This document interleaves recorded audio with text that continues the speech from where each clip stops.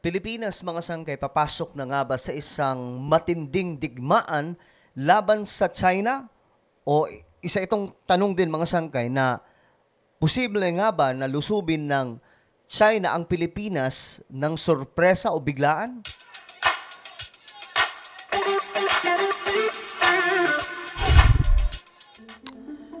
So magandang oras po sa lahat ng ating mga kababayan, sa lahat po ng mga solid sangkay ngayon na nanonood. No, pag-usapan po natin itong malaking issue ngayon sa ating bansa. Ito po ay patungkol sa Pilipinas at China na tumitindi po ngayon ang banggaan. So marami po sa international media, mga reporter po ito sa international, ay nag-uusap-usap na. Ano nga ba ang susunod na mangyayari? Kasi nito lang, mga sangkay, umabot na po sa punto na grabe na ang ginawa ng China sa West Philippine Sea sa mga Pilipino. Maliban dyan, mga sangkay, naglaan na po ang China ng pondo na doble o triple pa pagdating po sa military nila. So anong mayroon?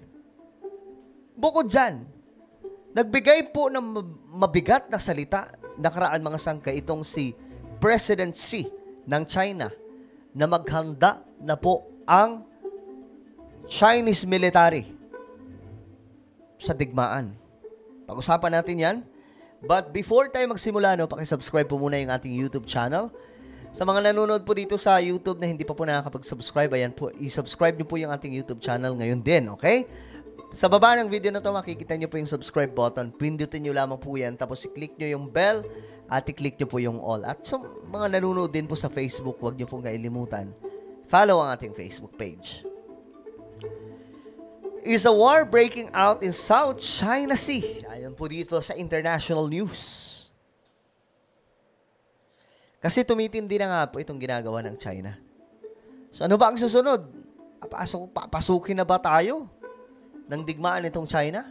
Is a war breaking out in the South China Sea? So yan po yung tanong, mga sangkay.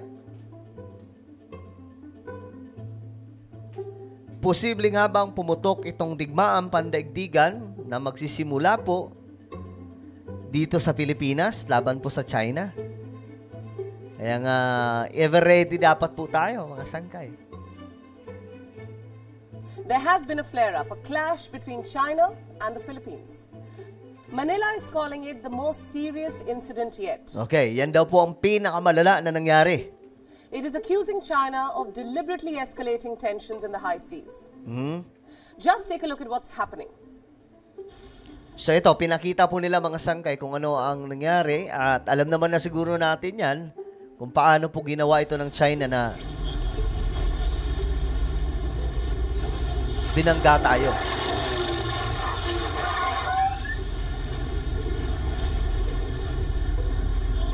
Ayan, di ba?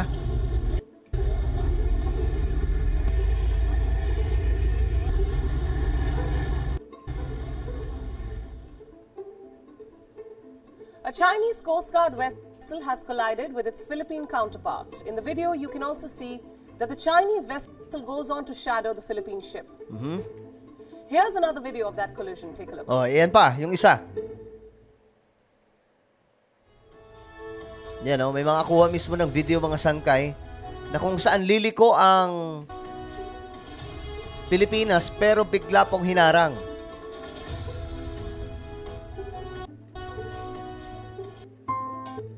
Okay. Tanggalin lang natin tong ads. Pero ayun nga, mga sangkay, marami po ang nagwo-worry, no? Mga international, media. Maging yung mga international, mga taga-ibang bansa ng mga leader, nag-aalala po talaga sa ginagawa ngayon ng China. This happened in the South China Sea. On the 5th of March, a little after dawn, the Philippine Coast Guard vessel suffered some structural damage from that collision. But the Chinese weren't done. Around an hour later, there was another flare-up. The Chinese attacked a Philippine supply vessel. It was blocked and harassed by the Chinese Coast Guard and the Chinese maritime militia. The boat was then water cannoned. Its windshield was shattered and its crew grounded. Now, the Philippines South China Sea... So, maraming Pilipino dyan nasaktan po sa ginawa ng China. Ito na po yung pinakamabigat. At I'm sure, mga sangkay, mas mabigat po pa yung mga susunod na mangyayari. Task Force claims a top admiral was on board this vessel when it was attacked by the Chinese Coast Guard. He was unharmed.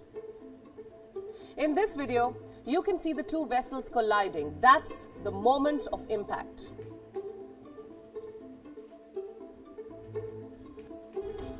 Ayan o, grabe itong ginawa ng China.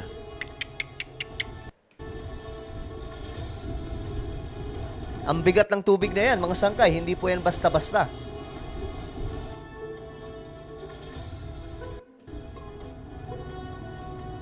Ngayon, eto, bago natin ituloy mamaya yung video na to, ang presidente ng Pilipinas nagpahayag daw po ng pagkabahala sa bagong ginawa ng China. Labis na nakakabahala para kay Pangulong Ferdinand Marcos Jr. Diba? Naaalarma po ang presidente ng Pilipinas. Ang pinakabagong harassment na ginawa ng Chinese Coast Guard sa barko ng Pilipinas sa West Philippine Sea. Sa isang video message, sinabi ng Pangulo na patuloy na ipoprotesta ng Pilipinas ang ginagawang pambubuli ng China sa loob ng ating teritoryo. Ayon pa sa Pangulo, masyado nang seryoso ang ginagawang panghaharas ng China, kaya't hindi ito dapat na ipagwalang bahala. So ayun, mga sangkay, what's next? War? Anong susunod dito, mga sangkay? Pabigat ng pabigat yung mga actions.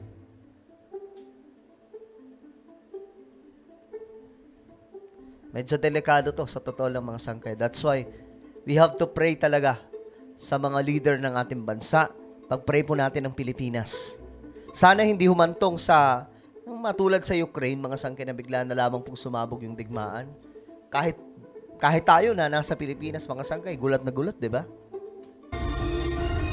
I do not think that it is the time or the reason to invoke the Mutual Defense Treaty. However, we continue to view with great alarm this continuing dangerous maneuvers and dangerous actions that are being done against our seamen, our Coast Guard.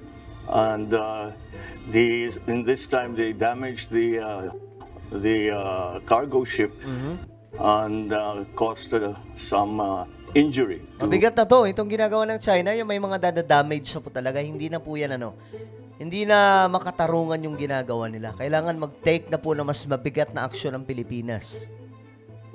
Hindi na po madadaan ito sa mga kaso-kaso, yung mga sampahan. Malabo po yan, mga sangkay. Some of our seamen, and I think that we cannot view this in any way but in the most serious way. Once again, we will make our objections known and hope that we can continue to communicate, to find a way so that such actions are no longer seen in the West Philippine Sea. So, mga sangkay, ayan, maging ang presidente ng Pilipinas, presidente natin, ay nagwo-worry na po sa ginagawa. Ngayon, nito, Mutual Defense Treaty. This treaty says that may Mutual Defense Treaty ang Pilipinas at Amerika. So, ano mang mangyari, mga sangkay, ang sabi po doon, itong treaty na ito ang magiging ng Pilipinas. Hagdan na just in case magaganap ang digmaan, andyan po yung Amerika. two countries must defend each other if attacked, which also means incidents like these, flare-ups like these, raise the chances of an American involvement in the South China Sea. May involve po talaga yung Amerika dyan. Kung puputok po yung digmaan, involve ang Amerika dyan. The Pentagon is already criticizing Beijing for putting lives at risk. This is the Pentagon spokesperson, Pat Ryder. The United States is going to continue to stand by our Philippine ally, and our commitment to our mutual defense treaty is ironclad. Diba? How many more collisions and water cannon incidents before a U.S. warship or an American warplane intervenes? And how quickly will things escalate once that happens? Is China simply testing the waters? Is it testing the limits? Clearly, there are a lot of questions at these points, and can you blame me for asking these? The South China Sea is one of the most militarized waters on this planet. Okay. So, kumbaga itong ginagawa ngayon ng China, tinetest nila kung paano po magre-response ang Pilipinas. Kung luluhod na ba tayo. Ganun po yung kanilang ginagawa. Kaya ang hirap mag-decide nito bilang halimbawa si BBM. Ang hirap mag-decide dito. Paano niya ayusin to? Paano niya pakakalmahin ang sitwasyon na hindi po tayo tatama sa isang mabigat like war? Kasi ito mga sakay, super close ito. That any moment, possible pumutok ang digmaan against China. At alam naman po natin na nag-uumpisa pa lamang po tayo na mag-modernize when it comes to our military capability. Ngayon pa lamang po, o nakaraan pa lamang mga sangkay nag-umpisa at ngayon pinagpapatuloy ni Bongbong Marcos. Kung kayo ang tatanungin ko, kayo ba ay ready or dapat na ba tayo maghanda at any moment kung sakaling lulusubin tayo ng China? Well, i-comment nyo po ang inyong mga opinion sa ibaba. At ngayon, mayroon pa akong YouTube channel, Sangkay Revelation. Ito guys. Hanapin nyo po ito sa YouTube. Naku, magaganda yung topic natin dito patungkol po sa Bible at mga nangyayari sa ating mundo. Okay, hanapin nyo po ito sa YouTube. Kapag nakita nyo na, i-subscribe, i-click ang bell, tapos pindutin nyo po yung all. Okay? Ako na po ay magpapaalam. Mag-iingat po ang lahat. God bless everyone.